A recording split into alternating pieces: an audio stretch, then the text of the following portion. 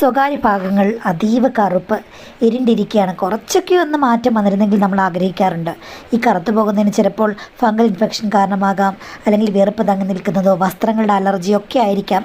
എന്തായാലും നമ്മുടെ സ്വകാര്യ ഭാഗങ്ങളിലെ കടുത്ത കറുപ്പ് നിറം ഒഴിവാക്കാനുള്ള ക്രീം സിറംസാണ് ഞാൻ പറഞ്ഞത്. 4 പ്രൊഡക്റ്റ് ഉണ്ട്. രാവിലെയും വൈകിട്ടും നമ്മൾ ആ ഭാഗം കഴുകി വൃത്തിയാക്കി ഈർപ്പം ഒപ്പിയ ശേഷം ഇത് പുരട്ടേണ്ടതാണ്.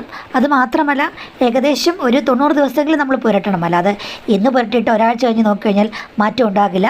അത്രയും കറുപ്പ് മാറണമെങ്കിൽ കുറച്ച് നാളെടുക്കും. കുറച്ച് ക്ഷമയുണ്ടെങ്കിൽ ഈ ക്രീമുകളൊക്കെ ഉപയോഗിക്കാം.